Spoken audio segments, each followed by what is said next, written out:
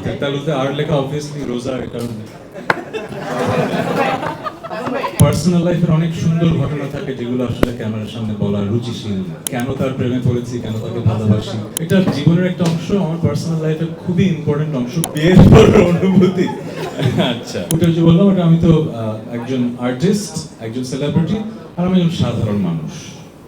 আমি কিন্তু যখন এখানে মানুষ দেখে মনে হবে যে আমি বিগ সেলিব্রিটি, তা আমার জীবনটা খুব সাধারণ। কিন্তু আমি কিন্তু সুপার শপে ঘুরি, আমি কিন্তু মাঝে মধ্যে মাস্ক পরে রিক্সায় উঠি, না রিক্সায় ভুল বললাম, মানে হাঁটাহাঁটি করি, কিন্তু মানে আমি খুব সাধারণ একটা মানুষ, ঠিক আছে? আপনার এই প্রশ্নটা কাকে করছেন? ভাইয়ের জন্য আসলে এটা তো চমক না, এটা জীবনের একটা অংশ, এটা জীবনের একটা অংশ, আমার পার্সোনাল লাইফের খুবই ইম্পর্টেন্ট অংশ। কিন্তু যেহেতু আমি একজন সেলিব্রিটি তাহসান, মানুষ আমাকে সেই সম্মানটা দেয়, মানুষ আমার কাছে জানতে চায় আমার পার্সোনাল লাইফে কি হয়, আগ্রহটা আছে, আমি লুকিয়ে তো রাখবো না। যেহেতু আমি বিয়ে করেছি, আমি সেটা জানাবো, জানানোর কথা ছিল, আমি জানিয়েছি, এতটুকুই।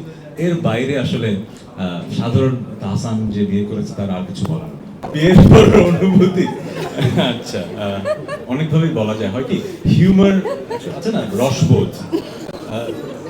আমাদের দেশের হিউমারের অ্যাকসেপ্টেন্সের ক্যাপাসিটি কিন্তু এক এক রকম। যেমন সব অনেক দেশে কিন্তু স্ট্যান্ড আপ কমেডি ব্যাপারটা খুব বড়, আমাদের দেশের ইন্ডাস্ট্রি তো বড় না, কারণ আমাদের দেশের রসবোধটা একটু ডিফারেন্ট। আমরা সব কিছুতে রসবোধটা আনতে পারি না, আবার সবার কাছে ঠিকভাবে পৌঁছানো। এই জন্য এই প্রশ্নের উত্তরটা যেভাবে দিলে আমার মজা লাগতো, সেভাবে হয়তো আমি দিতে পারছি না। কারণ আমার যেটা মনে হয় যে আমরা একটু আমাদের জাতিগতভাবে একটু বেশি জাজমেন্টাল, সবকিছুতে চুলচেরা বিশ্লেষণ করি। আর আমরা যারা একটু পরিচিত হয়ে যাই, আমরা সবসময় মনে হয় একটা স্পটলাইটের নিচে জাজড হচ্ছি। এই জন্য হয়তো এই প্রশ্নের মানে যেরকম উত্তর মজা করে দিতে চাই দিতে পারছি না, বাট অনুভূতিটা খুবই অসাধারণ। It's a blessing.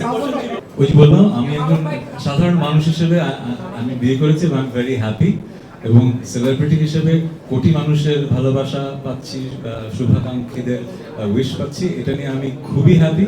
বাট আমরা এমন একটা দেশে বসবাস করি যেখানে আসলে সব দেশে নেগেটিভিটি থাকে, আমাদের দেশে একটু বেশি চর্চা হয়, এবং কাটতির জন্য এই ব্যাপারটা হয়।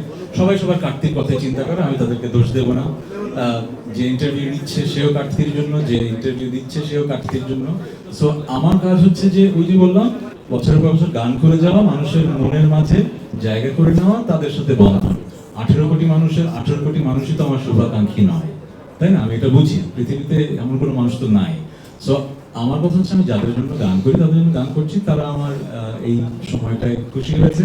তো আমি নিজেকে ভাগ্যবান মনে করি যে আমি আমার একজন মানুষকে পেয়েছি যা who makes me smile like this and I'm very happy. যেটা হয় কি, পার্সোনাল লাইফের অনেক সুন্দর ঘটনা থাকে যেগুলো আসলে ক্যামেরার সামনে বলার রুচিশীল। সো আমি কেন তার প্রেমে পড়েছি, কেন তাকে ভালোবাসি, সেটা আমাদের খুব পার্সোনাল ব্যাপার। সে সো একটা সময় হয়তো ব্যাপারগুলো একভাবে দেখতাম, এখন যেভাবে দেখি যে it's a blessing to be married. So I feel like আমি মেকি কোনো কথা বলে আসলে আপনাদের শোনাতে চাই না। I feel like life is amazing because I met this person. হাতের তালুতে আর লেখা অবভিয়াসলি রোজা, এর কারণে সেলিব্রিটি তাহসান, আর্টিস্ট তাহসান, আর সাধারণ মানুষ তাহসান। আমি পুরো ব্যাপারটাই আসলে একজন সাধারণ মানুষ, সে তার জীবন সঙ্গিনী খুঁজে পেয়েছে, বিয়ে করেছে। এর বেশি আমি কথা বলে পুরোটা মানে এটাকে একটা ন্যাশনাল ইস্যু আর বানাতে চাই না। আমার ভক্তদের জানানো দরকার ছিল, আমি বিয়ে করেছি, জানিয়েছি, এতটুকু, এর বেশি হচ্ছে।